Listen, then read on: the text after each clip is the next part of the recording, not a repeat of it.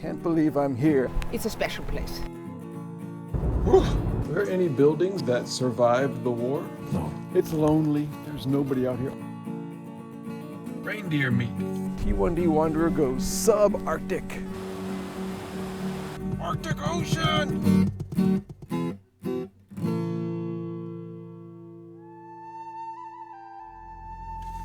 All right, good morning. Today's plan is we're going to go up to the very end of this peninsula, right next to the Barents Sea in the Arctic Ocean. We're going to see the world's northernmost mainland lighthouse, Slettnes Fyr up in Gamvik. Then we're going all the way back down, back to Ifjord. We're joining the road we turned off of yesterday, going way around the leg of this fjord and going here to a place called Austertana. This morning we had breakfast with the Sami guy who helps run the cabin place with his wife. And it was this kind of big, traditionally built round structure made out of wood, very warm. There was a fire in the middle, and they had breakfast laid out for us. Maybe a little cream, although I don't really care for cream. That's enough cream for me. My name's Jeremy. And we chatted with the guy about Sami culture. He was telling us about how there are traditional ways, there are 300 words for snow, and there's dozens and dozens of words for reindeer and things like that. But he's also saying that time has marched on, and a lot of people now, since the 60s, have been herding their reindeer, not on skis, but with snowmobiles. And now they often use drones, and the reindeer have little GPS things in their collars. And he said all of the reindeer that you see in northern Scandinavia are owned by somebody. There's no wild reindeer just running around. So all the reindeer we've seen, I thought were just wild roaming reindeer, but they all belong to somebody. And I asked him how many reindeer he had, and he laughed and he said, that's like asking what somebody's salary is, what their bank account balance is. And you never ask that to Sami people. But it was great talking with him. His name is Elo. Forgot. Something like that. Sorry. But anyway, great guy. A lot of fun talking to him. And he specifically recommended Slettnes Lighthouse. He said, you got to go to Gamvik and see the Slettnes Lighthouse. So with a recommendation like that, since it's the plan anyway, on to Slettnes. Through this desolate wasteland. Beautiful but desolate wasteland.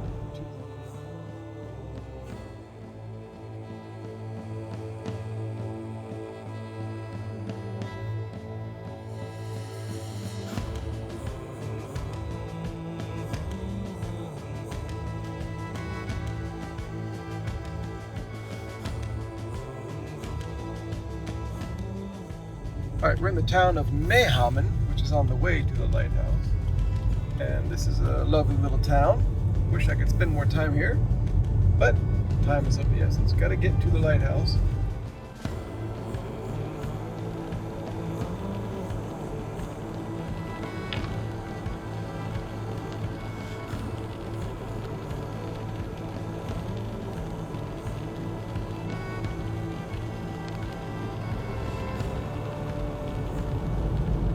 I find it remarkable, as the rain starts here, that they even built this road in this totally desolate area.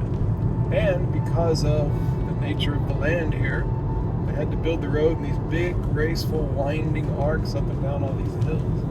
It's the most fun drive you can imagine through the strangest landscape. The landscape is strange in and of itself when you think of where you are on Earth. How far north, how far at the end of Europe you are. It's like not even real.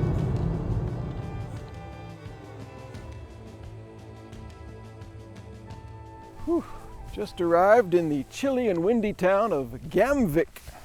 And I see an info sign which will help me figure out what to do. Okay. Ooh. I don't stumble on the rocks. We drove up here, we're here. We're looking out here into this little bay, which is the Arctic Ocean basically. So we drive through Gamvik. We have to end up on this road, which goes out to Slettnes Lighthouse, 2 kilometers further to the north. Gamvik is located within the subarctic region, thus has no summer season in meteorological terms. It has a tundra landscape. The German coastal fortress from the Second World War can be found north of the village. When the Germans vacated the area, Gamvik was subjected to the scorched earth tactic and burnt 3 times in the fall of 1944. Anyway, let's take a second to just stand in the middle of the road here and look out over the small town of Gamvik, the subarctic tundra town of Gamvik. We've been lucky with the sun for the last several days. Everything's been sunny, and I've been kind of hoping that we could find maybe a little bit of fogginess just to offset, just to vary the mood a little bit.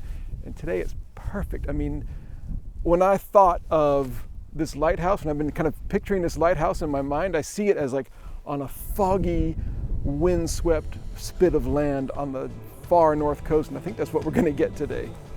This is perfect.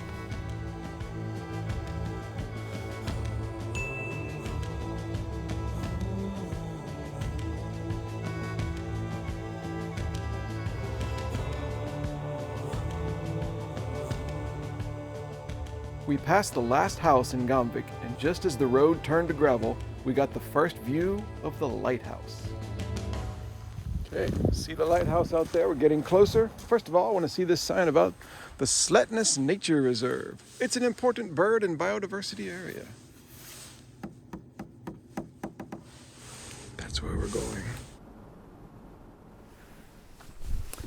All right, this is it.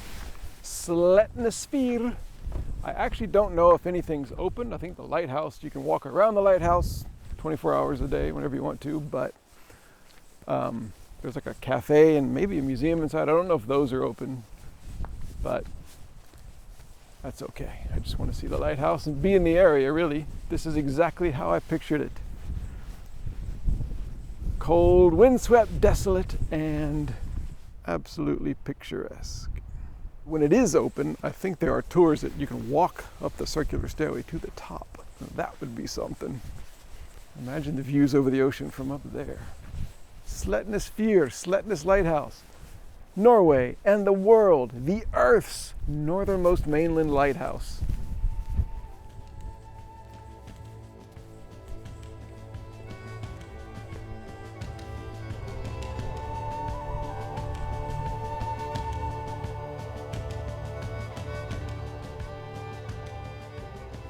Welcome to Slettnes Fyr.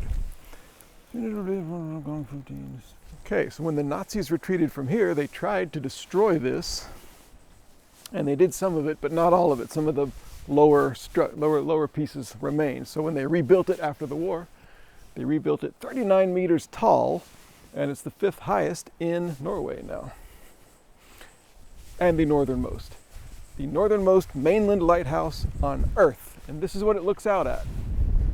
This is the Arctic Ocean from up here. Looks like the Arctic Ocean, doesn't it? So I'd imagine north is pretty much that way, so the North Pole is just right out there. Not right out there, a couple thousand kilometers, but still out there. Can't believe I'm here at Slettnes Fyr on the Arctic Ocean. It's cold and windy. I have no gloves on. Go check out what these buildings are all about anyway. They don't seem to be open, but maybe we can peek into the windows. Startle somebody. This lighthouse actually was manned by somebody until 2005. It was one of the last in Norway to go totally automatic. So there may be literally 0 people here now, although there's a car out there, so maybe somebody's here. Look, they got a little place for me to step to peek into the window. What's in there?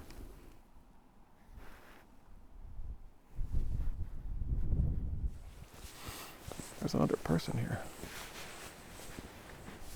This probably is normally the cafe and maybe like a little restaurant or something, I mean a museum or something in summertime.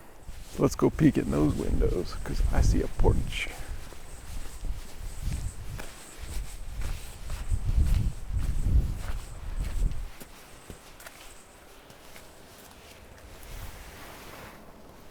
I wish that were open. On a day like today, that would be a great place to have a coffee and look out at this. Another building, there's like 3 buildings here. This one is Vinterperle.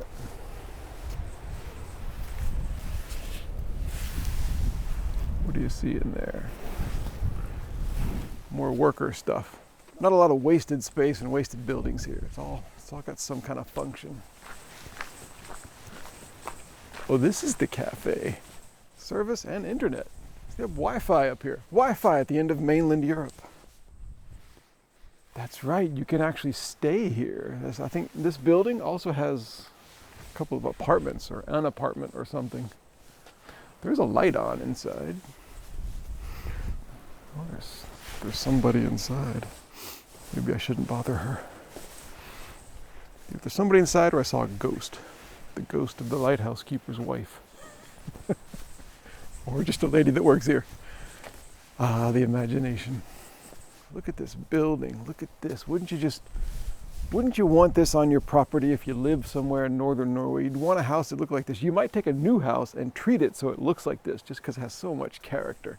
Look at this rusted Arctic window hinges. Don't you want your paint peeling just like this? And as I kind of hoped, a cold stinging rain is beginning. It fits this area. T1D Wanderer goes subarctic.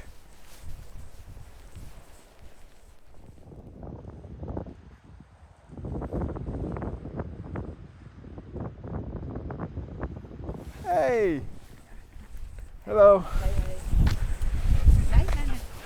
Are you visiting? I have my family here and we live just for a few days here. Oh, you're staying here? Yes, yeah, we are sleeping here. Wow, a few days. Yes, yes. Why? Oh, it's wonderful. I'm living here in Gamvik. Oh, you live in Gamvik? For 1 year. Well, this is a great place to stay for a few days. Fantastic. Yeah. Yes, so just to be here, breathe, and the view, and all these animals, seals, and we have some foxes around here. They are almost, in Norwegian we say tam. They just come close to you. Oh, tame, but tame. That's not so good. It's a special place. Yeah, Yes, yeah, yeah. Yes. Okay. Oh, thank you, thank you. Have a nice day. You too. Have a good stay here. Okay, back to the car after a great visit to Slettnes Fyr. It was everything I'd hoped. And we're going to drive the only possible direction south.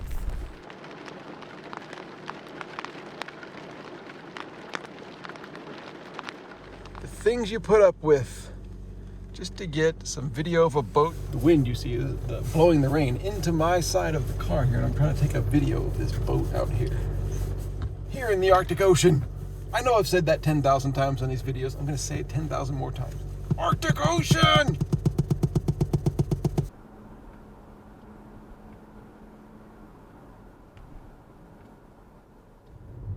Just driving out of the Slettnes lighthouse area. I think right here on the side of the road, there's no sign or anything, but I think these are the German ruins, the ruins of something from the German army in World War II. I'm not going to get out more in the icy, stinging rain and climb around them because I've already seen really awesome German ruins.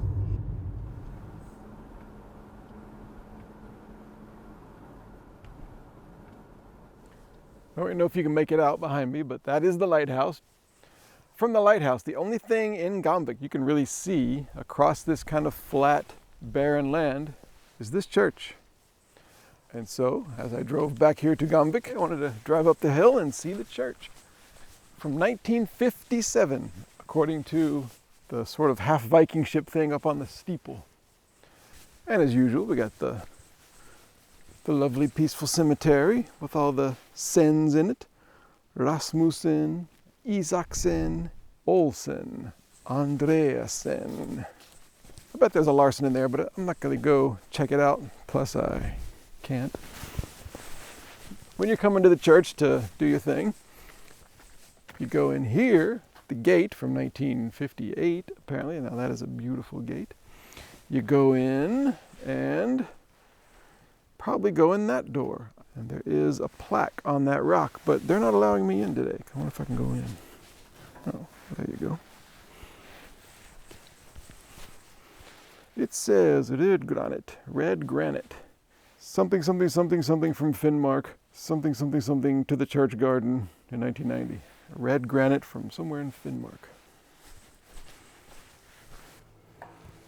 All right, well, I think our time in the north is over. We're going to continue to drive south, back down to Ifjord, through Tana Bru, and then up to the small town of Austertana. I don't remember why I booked a room there, and I don't remember what there is around there, so I'm going to find that out tonight. Before leaving, there was one more thing we wanted to check out in Gamvik, the museum. The news wasn't good when we got there, but then something super lucky happened. The Gamvik Museum here, unfortunately, is only open Monday to Friday, and today is Saturday. So we can't go in, but we can peek in. Looks pretty cool. I like it already. But that's all I'm going to be able to see. What can you do except look behind the museum?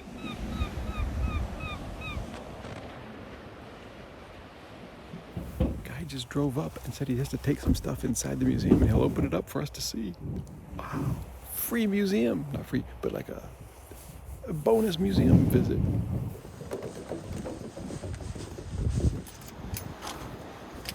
Okay. You have come to a fishing village. And if you look over there, there's a fishing factory and there's a harbor. And this fishing factory has been here for 12 years. Our host not only let us in, but insisted on giving us a tour. We learned of the fishing traditions, the lifestyle, and the turbulent history of the Norwegian Peninsula area. This is Norwegian Peninsula, and this is the Barents Sea. These are the settlements before the war. After the war in 1944, everything in Finnmark was burned down. A lot of these settlements was not rebuilt. The nature here is you have these walls of mountains, and Norwegian is it's north, but Kinn is the cheek. Oh, So the North Cheek. Yeah. So anywhere, many places in Europe, I might eat Gamvik You might fish. eat Gamvik fish, yes. If you like it. From time to time there could be a whale coming up, and people also gathered eggs from the seagulls, which they ate or they cooked them or fried them like you fry an egg. We still do that, but we don't eat so many because they are a bit toxic due to the environment situation. The birds, of course, get microplastic In the Barents Sea? Yeah. But the white fox is not here anymore. It's taken out. So the beauty of it. This fox is not here? No. How about this? Yeah, it's a lot of those. Some of them are tame. People Yeah. feed them and then they go tame. There were 300,000 German soldiers from 1940 to 44.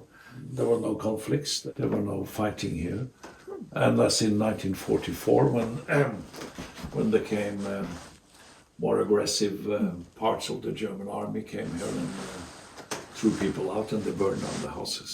So Gamvik was burned down 3 times. But people came back in 1945 or 1946 and they rebuilt the society.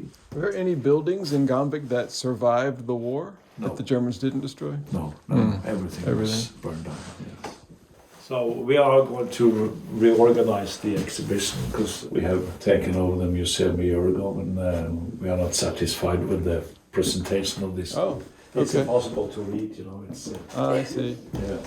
Ticket price is here. We need to pay for our tour. Well, not today. It's a short tour. We were joined by his wife, who gave us some intriguing travel tips for the next day. We had a tour. Yeah, okay. Where have you been and where are you heading? We started in Narvik. Okay. So we went to Tromsø and Alta, to Nordkapp, Kjøllefjord. Last night was here in Kjøllefjord, yeah. And now we're going to a place called Austertana. I don't know what that is. Yeah. So why are you going to Azov? I don't know. Ifjord. Ifjord, yeah. Yeah. Then you Austertana, it's on the other side when you go out to Barevåg. Yeah. Drive to Barevåg and Båtsfjord. We also run the lighthouse here. Oh, okay. Yeah, we were just there earlier. Yeah. And usually we have a cafeteria or a restaurant, and we also have 11 rooms. And for the moment we are fixing it, so we won't open fully this season. We haven't been open fully this season, but next season we'll be. Will you be open year round? Yes, we hope so. Oh, yeah, So, great. Last night was the cabin, the Davisida. Yeah, yes. We know those people. Elinor and Ailo. Yeah. Yes. Ailo. We had breakfast with him this morning. Yeah. Okay. Yeah, thank you very much. Thank you very much. Yeah.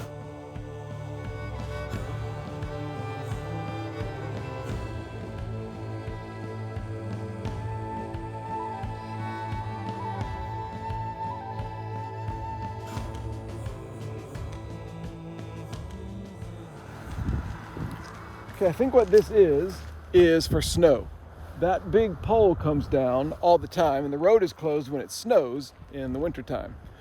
But if you look at this sign, this, I think, is the schedule for the snow plows. So every day, 7 times, the snow plow will begin here. The cars line up behind the snow plow and they wait, and the snow plow plows slowly all down the road to the next town or wherever. And the cars follow in a very slow-moving caravan. I've not done that. I've scheduled my trip in autumn, so we don't have to do that. But that's how people get around on these impossible to pass Arctic snowy roads in winter. They do it anyway. They use a snowplow and scheduled times, just like a scheduled ferry, kind of a snow ferry.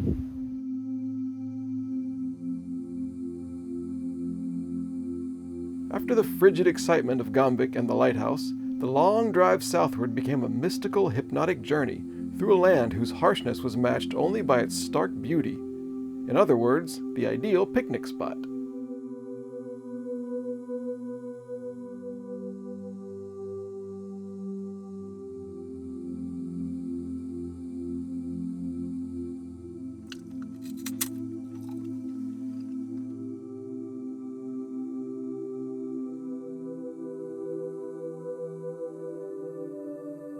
Reindeer meat. It's like reindeer jerky.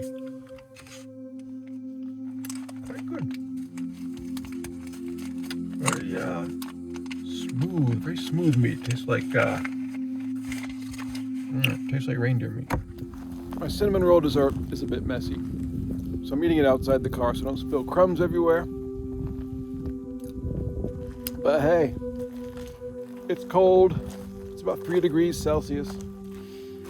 It's lonely. There's nobody out here. A car just passed, and that was big news because usually no cars pass. But hey, look at the view of this lake, this kind of flat lake with a very gentle breeze going across it, just creating a little bit of ripples. The very, very easy, graceful lines of the mountains and the hills. Way over there, sunlight. And over here, I don't know if you can see it in the camera, but the curve of the road. Oh crap, my roll is melting. All right, I gotta go and eat this. See you later.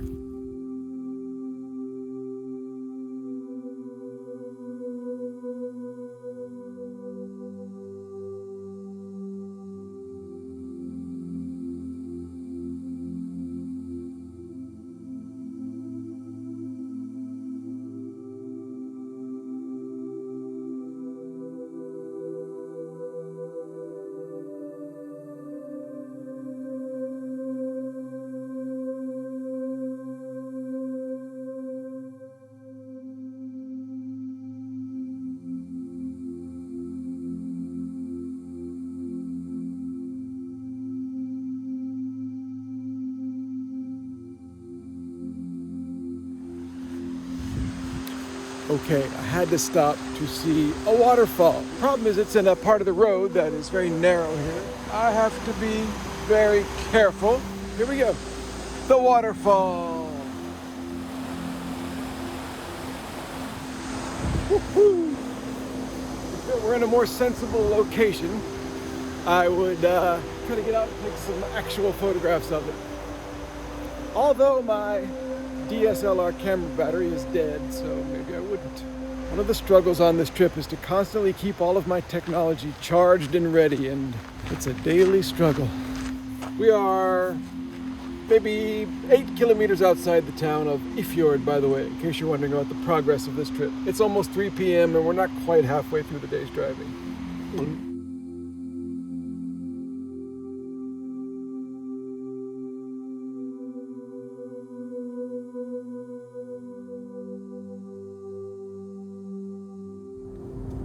The road is very graceful and very curving, and the speed limit is sort of slowish.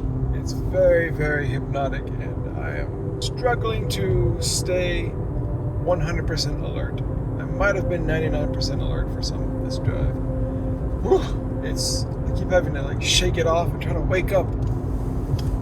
Lunch was good, and I had a Coca-Cola after the lunch, so I should have caffeine, but it's just very, very, very relaxing.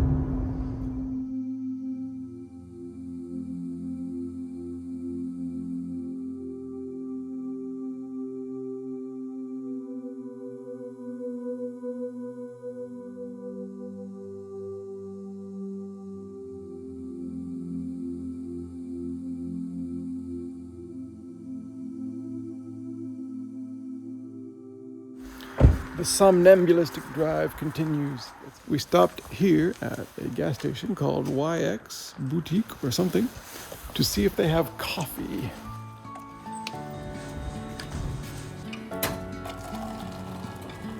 Just what I needed.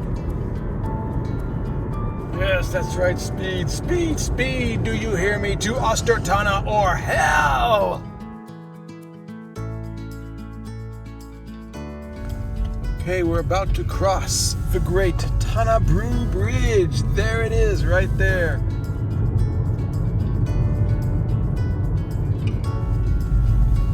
If I could stop driving over the center thing on the roundabout. Here it is.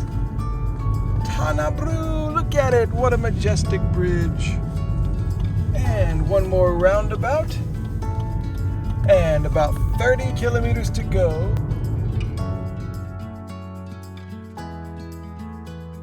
Austertana turned out to be not much more than a spot on the map. We found our guest house, discovered that the one restaurant in town was still open, got a hamburger, and I thought about tomorrow's plans. In the end, I decided to heed the museum owner's advice. When you go out to Barents and Bressler, And so tomorrow we'll drive to see what I call the killer bees, Fjord and Kjøllefjord. See you then. Wow, what a place to be. Thanks for watching.